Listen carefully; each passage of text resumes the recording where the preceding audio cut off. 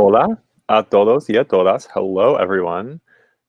Estamos aquí con un nuevo episodio de Facebook Live. We are here with another episode of our Facebook Live for Spanish. Ask Me Anything. Estoy contento de estar aquí con ustedes. I'm so happy to be here with all of you.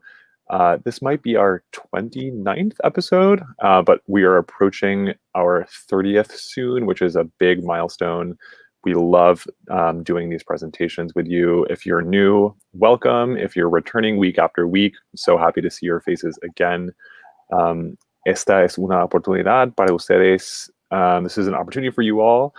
Si quieren preguntarnos algo, if you want to ask us something, vamos a presentar un tema. We're going to present a topic, pero también vamos a contestar tus preguntas. We're going to answer your questions as well.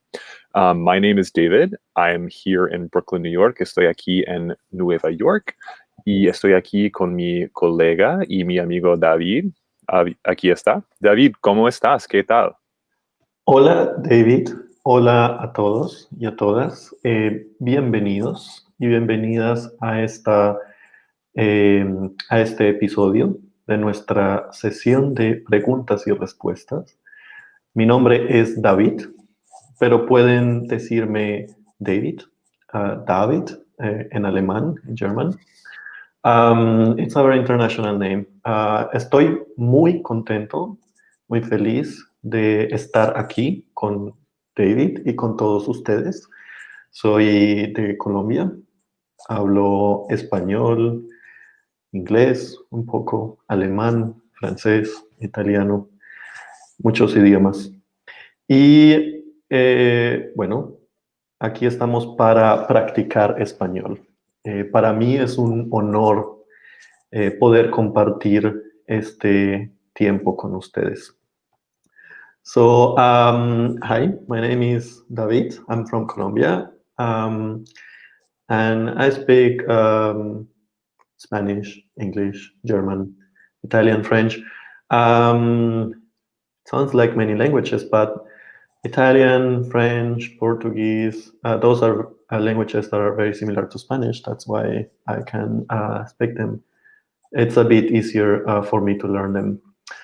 I'm very happy to be here with you. And yeah, this is almost our 30th episode. This is a huge milestone.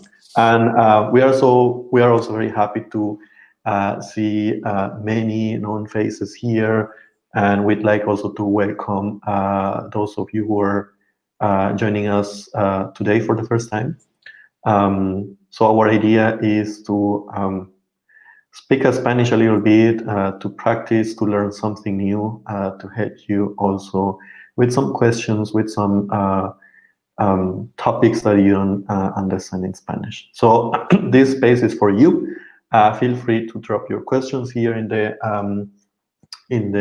comments field, and I think we can get started today, David, because last week we introduced a new topic called Subjunctive. Scary. It's scary. I wouldn't say that. I think it's fascinating. Of course, I'm talking from the other side, from the side of someone who doesn't need to think twice about using indicativo or subjuntivo. But the more we dig deeper here, I think it's very fascinating to see how speakers can use either indicativo or subjuntivo to represent the way we see the world. But David, maybe we can ask something as a quick review. Yes. And I will say, if you want to be refreshed on the introduction to El Subjuntivo that we talked about last week, you can find the videos on our YouTube channel at Babel USA or here on this Facebook page. I think it's under the videos tab. So that's a great way to kind of get reoriented with the topic. This is the second part of this Subjuntivo episode. So There's certainly a lot to unpack, and we want to make sure that everyone is up to date and up to speed on what we're talking about. So we have this review question from last week. We said we use the subjuntivo to express blank. Is it uncertainty or is it reality? So this is maybe not the most complete way to express this idea, but if we had to kind of boil it down to one idea about the difference between subjuntivo and the other mood in Spanish that we talked about last week, el indicativo, then this would be a good sentence to do that. So let's see. We have a lot of the same answers, which is great for us to see. It looks like you were paying attention last week. So David, should we go ahead and do the big reveal? Yeah. Okay, so let's display Carmen's answer. She said A, and that's correct, uncertainty.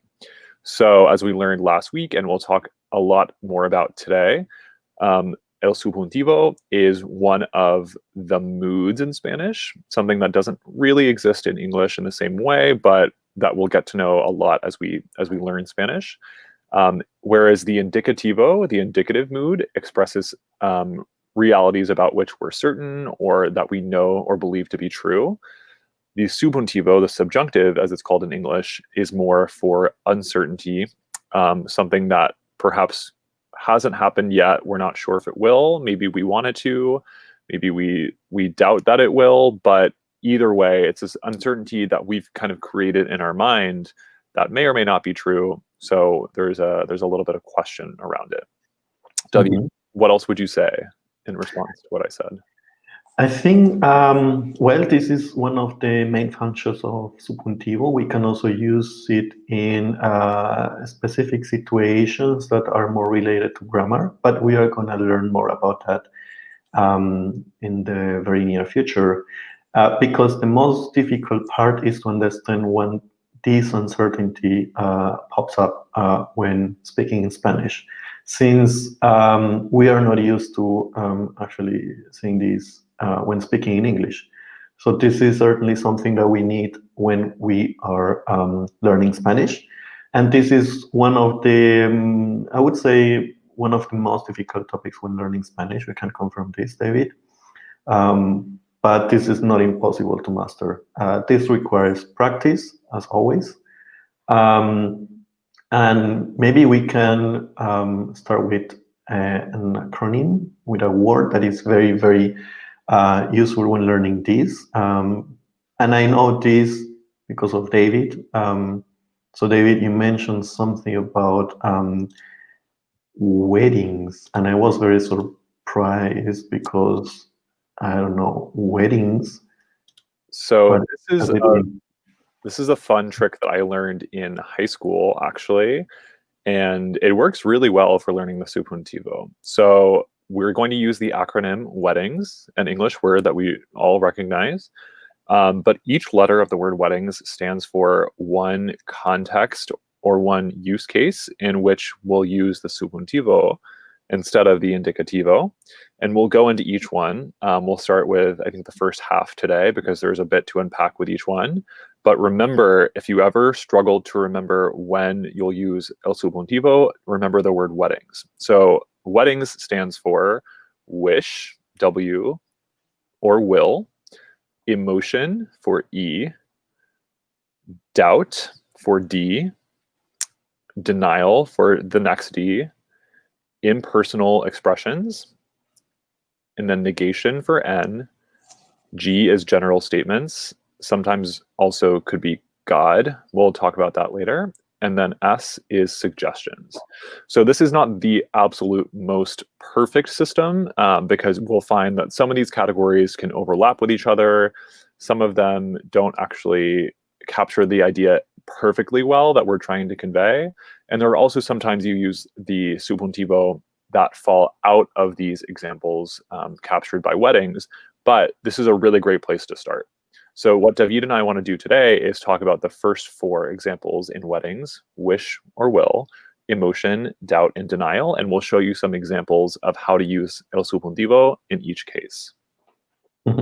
Yeah, so, but before we move on, just remember that we are not learning how to conjugate the verbs. It is just like our purpose today, as it was also last week, is to have an overview of all these situations where we might be using a different form. You might be also getting familiarized with some small differences when conjugating verbs. So yeah, pay attention to them. As David said, we will be learning more about the first 4 letters, wish, will, emotion, doubt, denial. And let's start with wish and will, which is the most common one, I'd say, to use subjuntivo. So we collected here a bunch of sentences where we can express, or where we see this expression of will, wish. So let's start with this. Yo espero que tú me visites pronto. This sentence means, I hope that you visit me soon. How can we express this wish? If you can read the first part, yo espero que, this is the way we are introducing a wish. I hope that something happens. And that something happening needs to be expressed with subjuntivo. And that's why we are bolding here the verb visitar. So as you can see, the change is very minimal. Because if we conjugate this verb in indicativo, that would be a normal sentence like, tú me visitas todas las navidades, por ejemplo. For example. So, tú visitas becomes visites. So, this happens when we are conjugating a verb in the subjuntivo mood. It's a very, very small change, but that small change makes a big difference. So, let's remember this. Let's have a look at another sentence. I like this one because it contains the word ojalá. And there are historical reasons to use this word here. Let's read out loud the sentence. Ojalá que no llueva mañana. And que is in brackets here. Why? Because it's optional. We can leave it out. We can say ojalá no llueva mañana or ojalá que no llueva mañana. Both are correct. And this means, God willing, it doesn't rain tomorrow. David, do you know the origin of ojalá? I think I learned it and then I forgot. Is it Arabic, maybe? Yes, Okay. that's Arabic. I know about a third of Spanish vocabulary comes from Arabic, so that's not surprising. Yeah, there is a huge influence by the Arabic language, Arabic culture on the Spanish language, and also on Spanish traditions. All those words that start with al in Spanish have an Arabic origin. So almohada, alcohol, algodón, alcohol. And here we have ojalá. Ojalá comes from the structure inshallah, God willing. Inshallah, that's correct, Dominica. And in this case, we are hoping that something happens or that something doesn't happen tomorrow. And this is it. It doesn't rain tomorrow. This is what we hope. Ojalá no llueva mañana.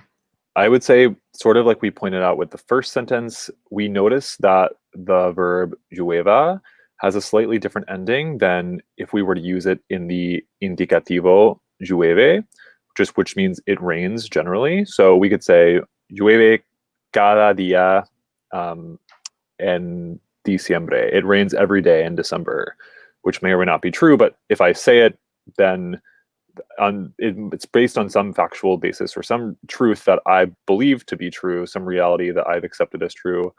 But if we say ojalá que or ojalá no llueva mañana, we're not sure, we're uncertain about whether it will rain tomorrow. We're hoping that it doesn't, we're wishing that it doesn't, but there's uncertainty around this future of whether or not it rains. So we're going to change the ending of the verb llueve from indicativo to llueva, subjuntivo. And we won't teach you right now how to change the endings.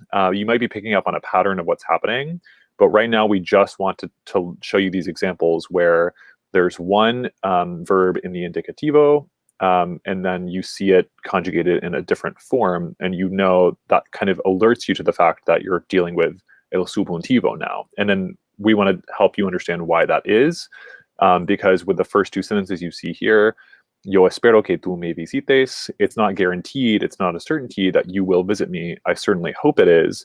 It's not guaranteed that it won't rain. I certainly hope it doesn't. But these are both more uncertain realities.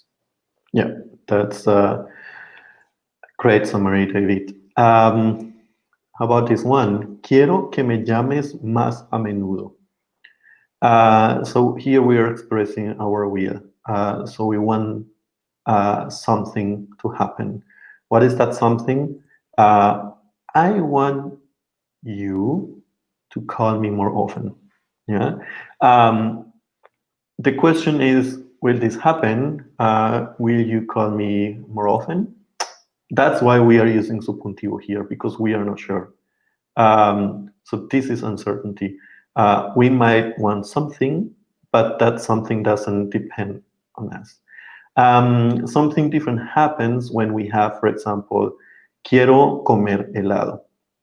So I might want to eat some ice cream, and this depends on me. That's why the verb doesn't change. But if we place this something happening on someone else, we need to use subjuntivo. Quiero que me llames más a menudo. One thing I want to point out, David, is the construction for wanting something in Spanish is a little bit different from how we express it in English. We can see the clear difference in the Spanish sentence and the English one right below. But in Spanish, we say literally, I want that you do this. I want that he brings me the telephone. I want, or we want that he goes to the movies with us. Whereas in English, we'd say, I want him to come. In Spanish, we say, I want that he comes.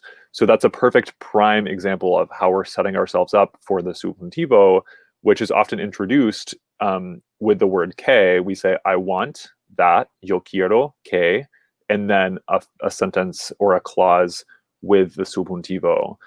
So just notice, if you're trying to express that you want something in Spanish, you have to do it with a little bit of a different construction than you might be used to in English.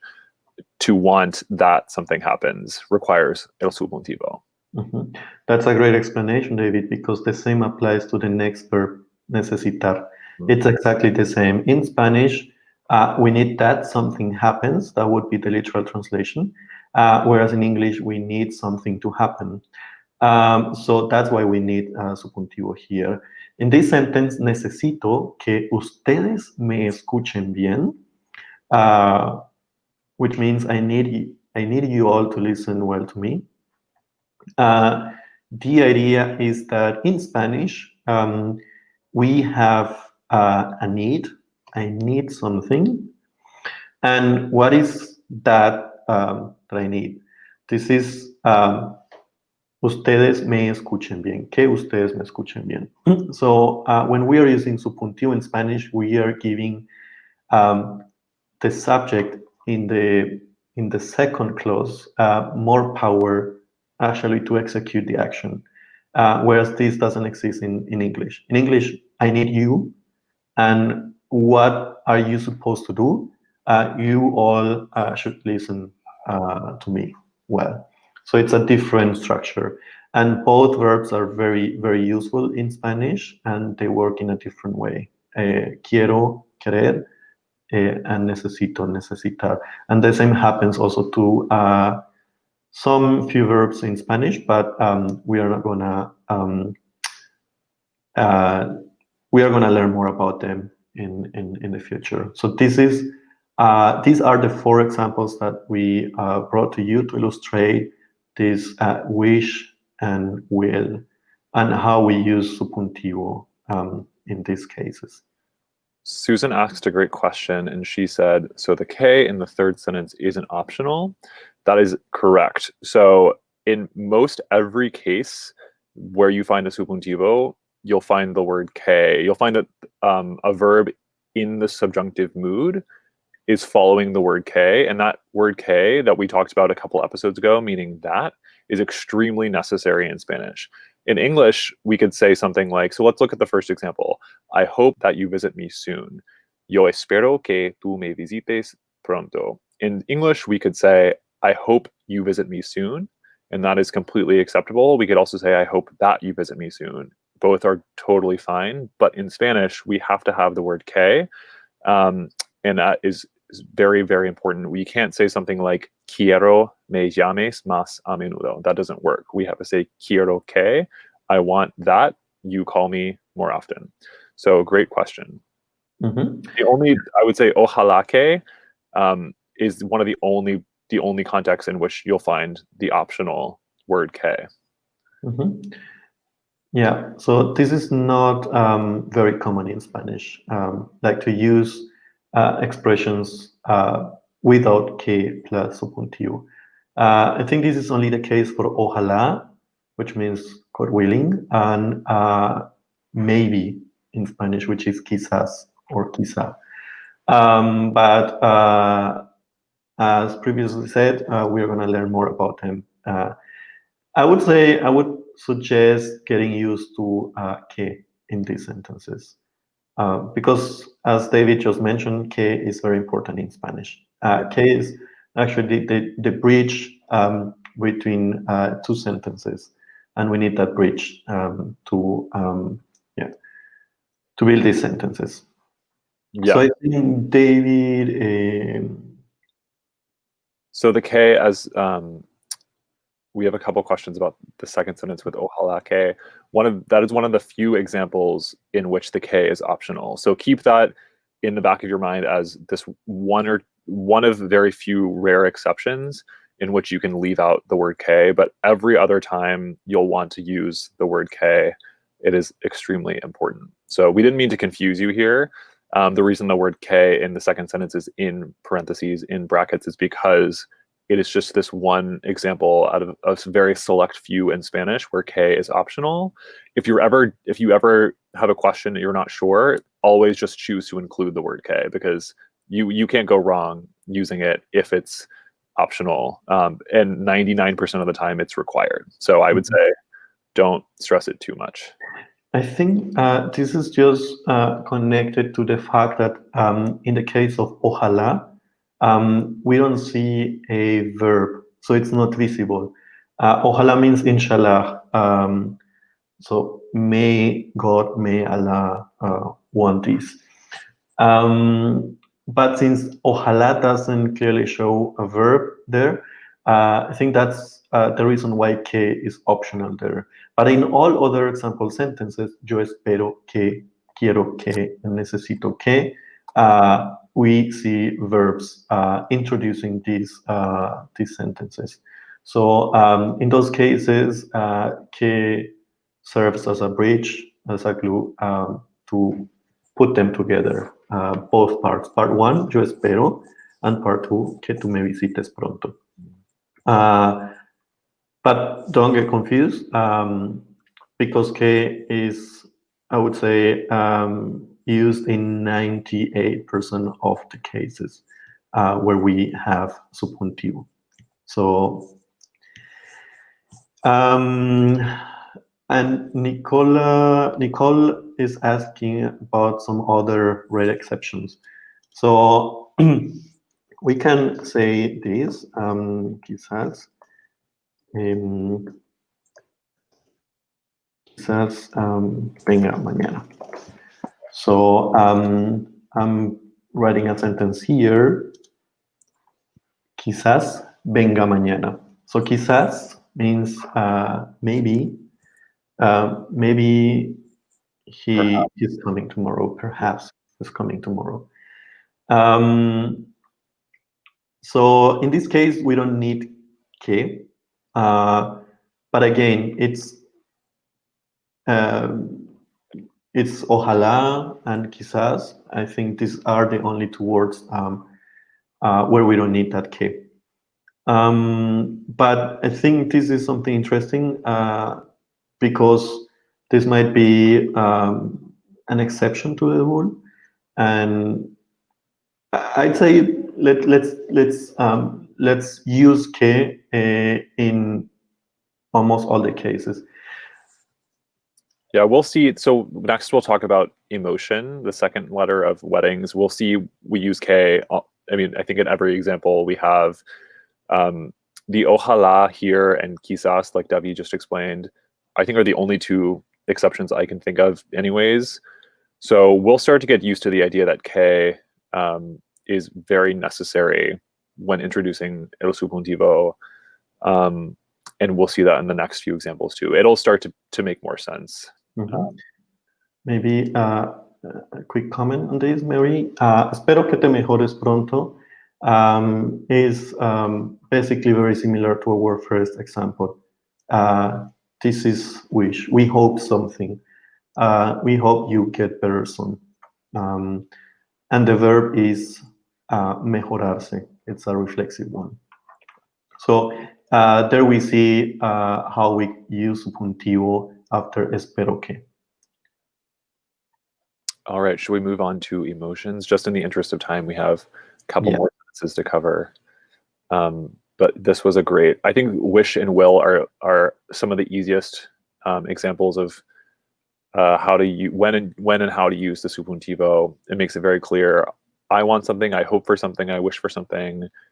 And that thing that I wish for, that verbal action will be expressed in the subjuntivo. Okay, emotion is the E of the weddings acronym. And we'll see some examples here. Es muy triste que tenga que irme. It's very sad. Es muy triste. That, the word que, again, we see. Tenga que irme. So if you remember, I think maybe even the first episode it might have been, we talked about the construction tener que infinitive, to have to do something. Tener que irme, to have to go. Irme, in this case, is a reflexive verb, meaning it kind of just expands the meaning of go. It could be to leave, to remove yourself, to go out. But you could use it just like salir, to leave. So tener que irme is to have to leave myself. So when you say yo tengo que irme, I have to go. Then that's the indicative, and then you're going to put that phrase into this greater sentence, es muy triste que, it's very sad that, and then you have to use the subjuntivo, tenga que irme. So tenga is the verb tener, to have, or to have to in this case, expressed in the subjuntivo. So David, what else would you say about this sentence?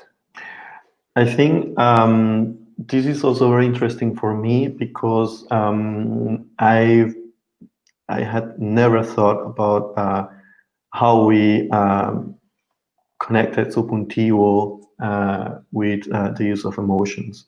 But yes, it's sad, and something it's sad. And if we have a sentence, a whole sentence, tener que irme, as the thing that we are reflecting in a sad situation, then we need subjuntivo. Es muy triste que tenga que irme. Maybe if we look at another example, we can see how these emotions are reflected also on more subjuntivo. So, David, you can say this. Me alegra que vivas en Berlín. Quiero visitarte. Me alegra is an expression that we use in Spanish to say it makes me happy. Alegrar is to make happy. So if me alegra, if you see me alegra, that means it makes me happy.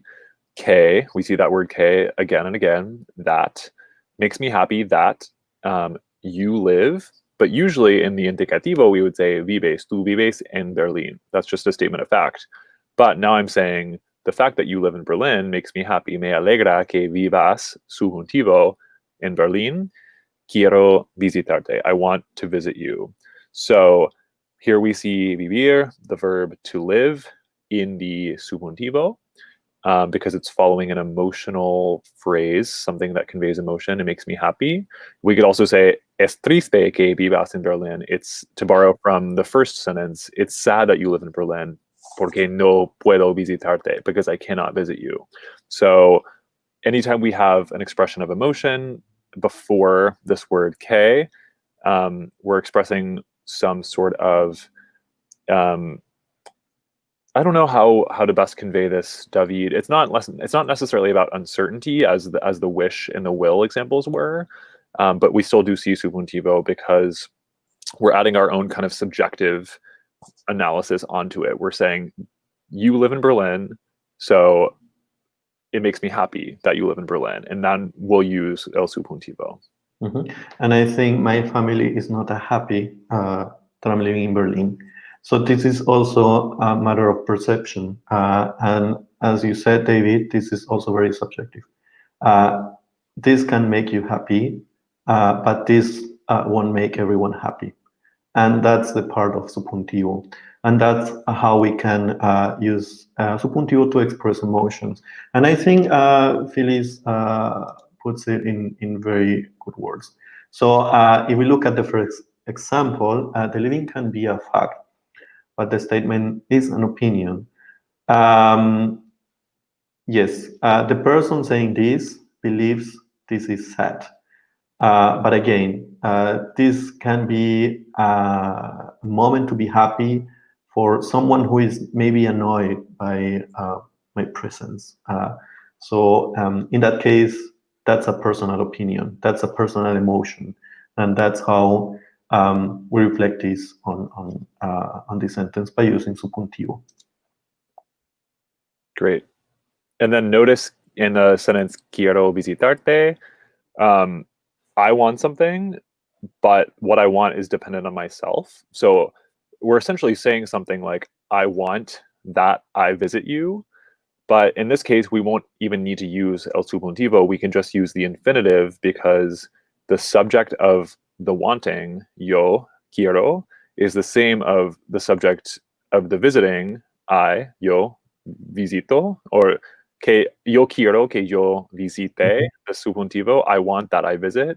But that's just a little bit too complicated. There's no need for that because my wanting and my visiting are dependent on me. So I can actually just shorten that and say, quiero visitarte, I want to visit you, as a shortened form of I want that I visit you.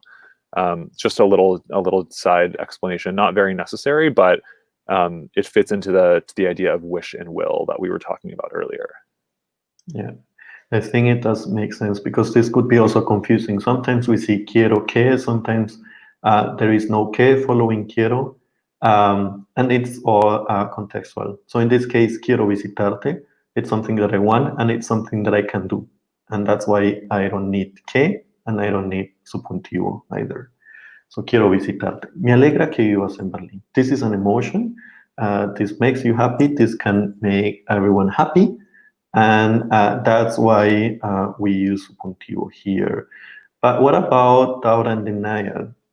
This can be put in the same box because as we are going to see, they are very similar.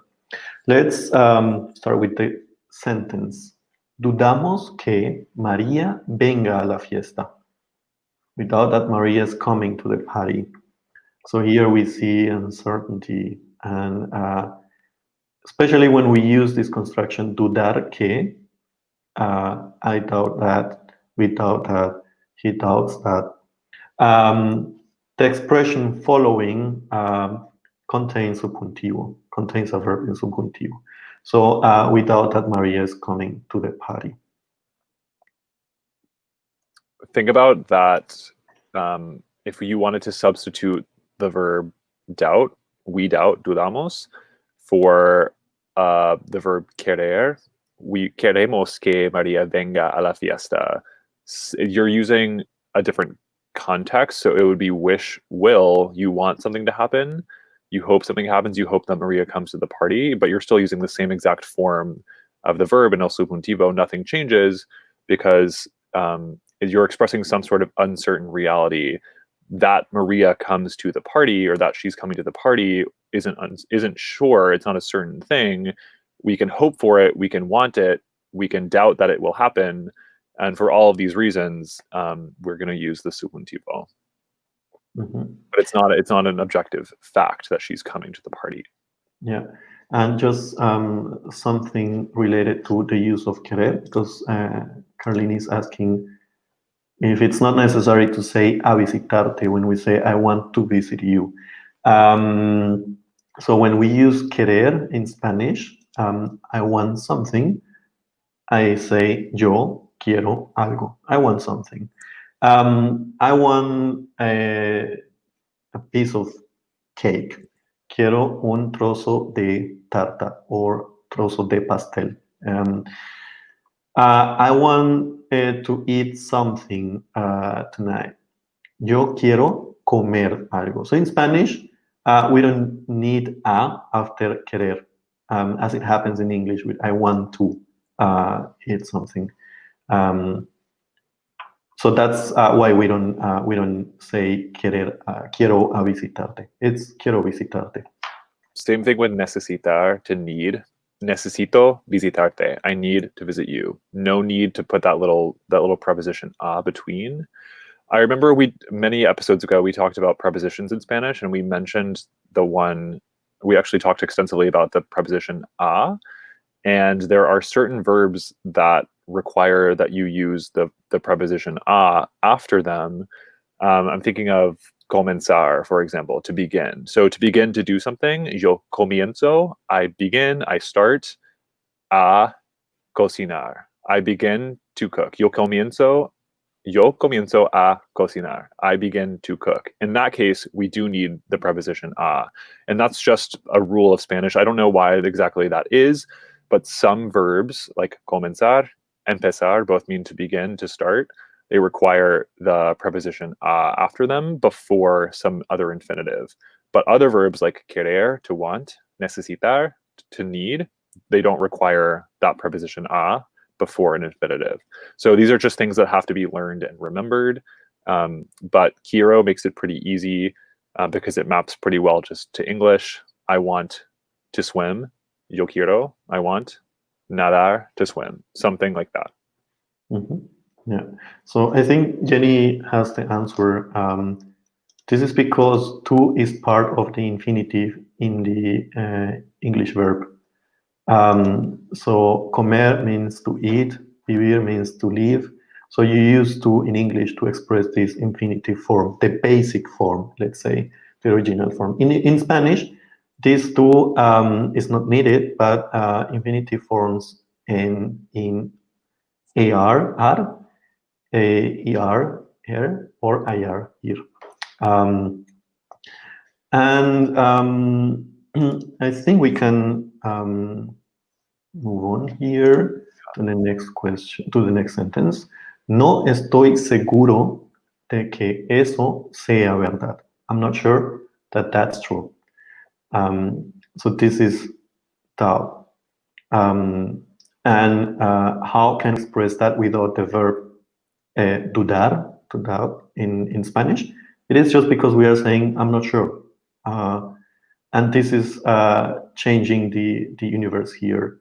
Because if I remove that no, that's in the beginning, I would change the sea verdad at the end to es verdad in the indicativo.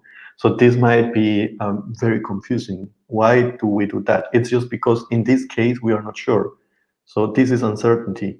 And that's why we say que eso sea verdad. So sea is the subjuntivo form of ser.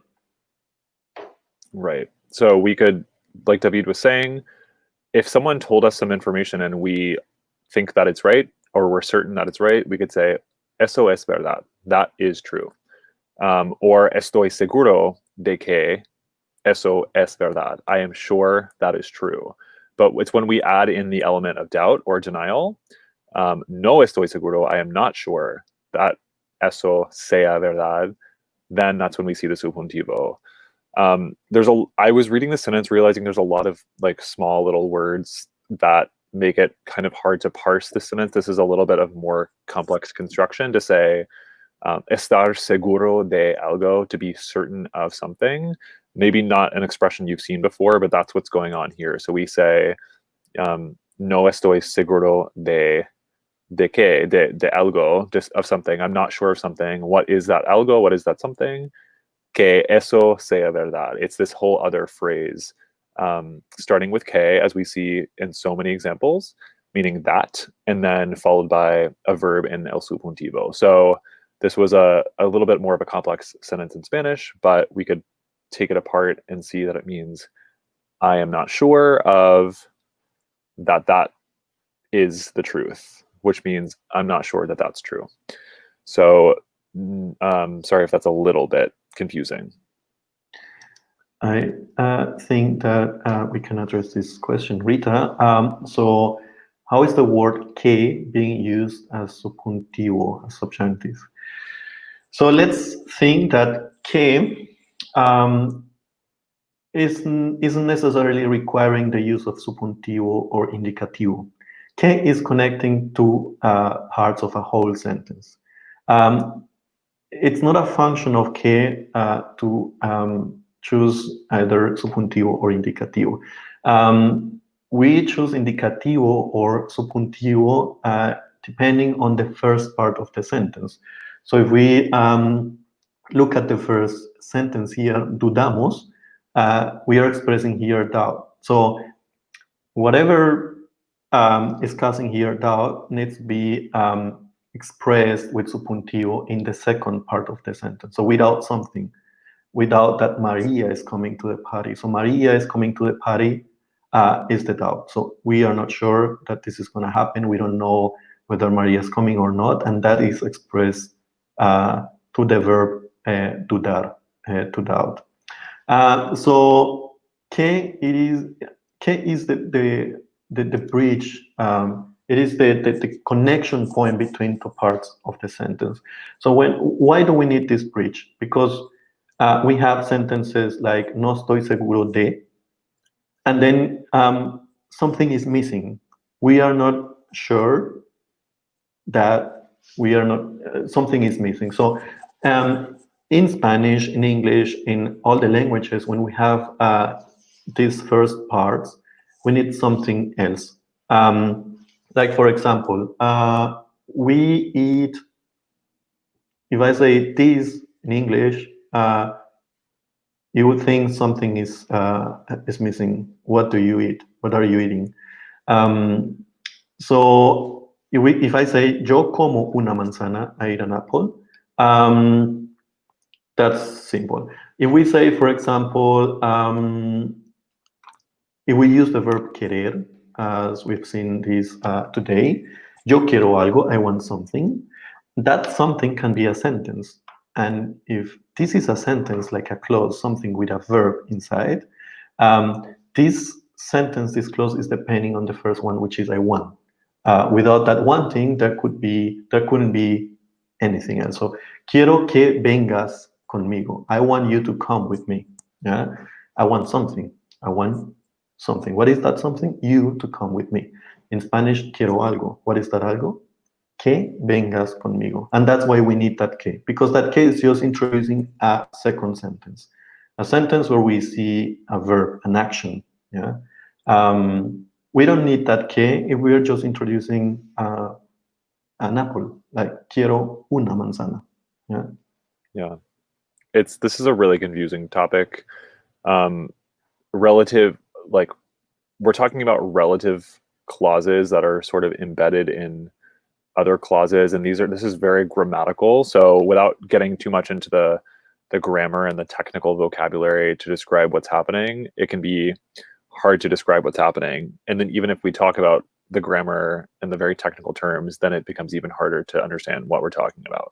So I think the best way is by example with these sentences, and they're not perfect We're trying to kind of capture a lot of different ideas here, but David explained it really well, that we use the subjuntivo when we are we have a sentence that is sort of like the object of some other sentence. We doubt what? We doubt that she's coming to the party. I'm not sure of what. I'm not sure that that is true. So let's take a look at this final example, and then we should wrap up this lesson just so we can be respectful of everyone's time. We say here, ella niega. So negar is a verb that means to deny. And if we say ella niega, that means she denies que, that. She denies that what? That she wants, quiera, el subjuntivo, to go con, or salir, I'm sorry, to go out with ese chico, that boy. She denies that she wants to go out with that boy. So we see that there is some uncertainty around whether or not she wants to go out with that boy because she's denying it. We could say something like, oh, nosotros dudamos, like we see in the first sentence, we doubt that ella quiera salir con ese chico, that she wants to go out with that boy. And it's the same sort of idea. There's not a guarantee that she wants to go out with him if she's denying it. No estoy seguro, to use the second sentence, no estoy seguro de que ella quiera salir con ese chico. I'm not sure, I'm not certain that she wants to go out with that boy. So we can kind of use them interchangeably, these verbs of denial or doubt, dudar, to doubt, negar, to deny, no estar seguro, to not be sure. But we see that after every one, we're introducing a reality that is not necessarily true. It's not objective. It's in doubt. It's uncertain that she wants to go out with him. It's uncertain that that is the truth. It is uncertain that Maria comes to the party. So we're hoping to show you that in each of these cases, when a verb that expresses doubt or denial introduces the sentence, and we have the word que, we're going to find el subjuntivo, the subjunctive, later on in the sentence. Mm-hmm. Yeah, so I think that when we are in a context where we are, I know, hearing someone saying these sentences, I think at the end we can say we are not convinced. We are not sure, we are not convinced this is 100% real.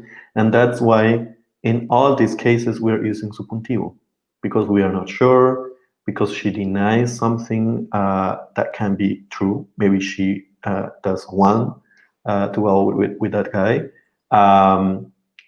We doubt that Maria is coming to the party. Until we know that Maria is coming or not to the party, we keep this doubt. So this is the reason why we are using subjuntivo.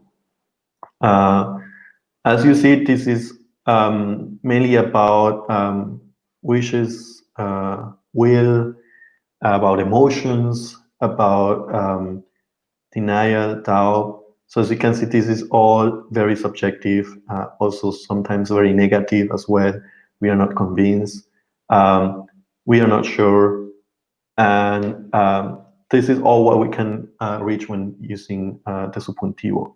So we are not, it's just uncertain that something is happening. It's something I don't know.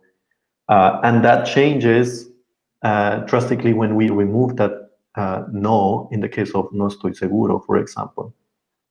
Right. Because if I say estoy seguro, it's because I know it, and I want to share this knowledge with everyone. And in that case, I'm sharing a fact with everyone. And in that case, I would be using indicativo because this is indicating something that's true. Yes. In the other case, no estoy seguro,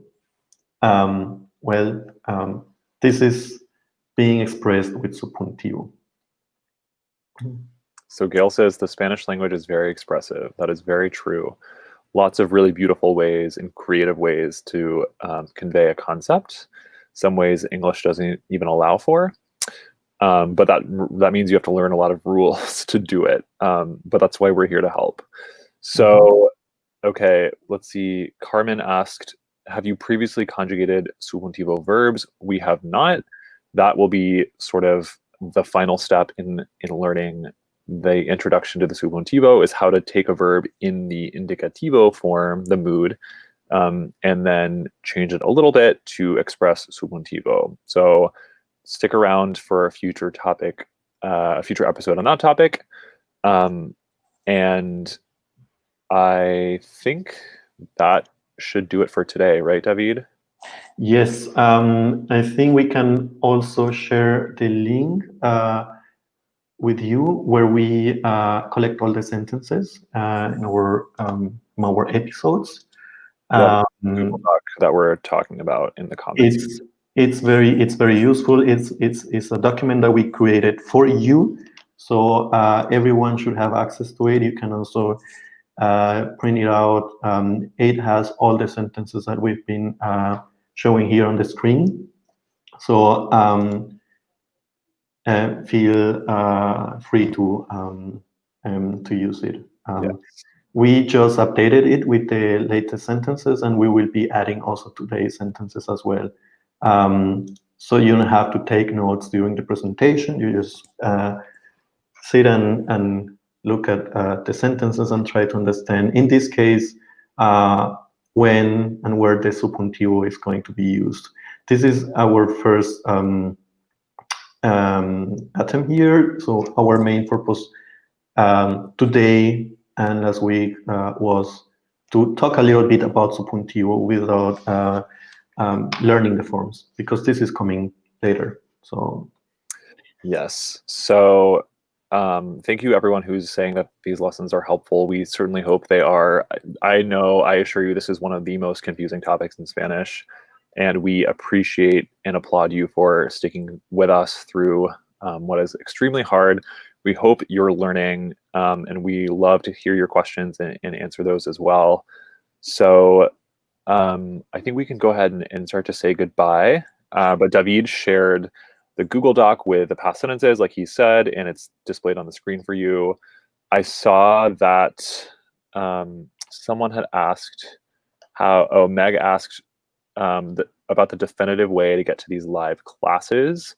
I actually don't quite know, because I'm presenting when they're going live, so I'm not on the Facebook page, but I think what you would want to do is just visit Babel USA's Facebook page every Tuesday at this time, 1 p.m., and it should be on our main feed. Babel is going live, and it should be playing this video. I don't know if that's exactly how to find it. Maybe someone can help in the comments, but after the fact, you can always find these videos on our YouTube channel, usually published a day after or so, Babel USA, but then they're very quickly uploaded on the videos tab on Facebook, this page here. If you want to catch up after you weren't able to catch one lesson as it was happening. So other than that, keep in touch with us. We'd love to hear from you. We're on social media at Babel USA, Twitter, Facebook, Instagram, TikTok, all of the usual platforms. We're on Quora. Everything Language is the name of our space, and we can share the link to that in the comments too. Babel Magazine is a great place to find Spanish language learning content, as well as many other languages that we offer at Babel. So I think that is it for this week. David, did you have anything else to add? Thank you very much for your patience, for your attention. This is one of the hardest topics when learning Spanish, and you are doing an amazing job. So keep it up. We just want you to understand this, because we can avoid confusions. So stay tuned. We'll be back next week, next Tuesday, same time. I think it's 1 p.m. 1 p.m. Eastern time. That's right. Eastern time, yeah. So here it's 8 p.m. in Berlin. So La hora de descansar. Ya, es hora de descansar. Que tengan un feliz día en Inglaterra, en Estados Unidos, en todos los lugares donde nos están viendo, everywhere where you're watching us from. And yeah, that's it. Thank you very much. And we are looking forward to next Tuesday. Hasta luego. Adiós. Adiós.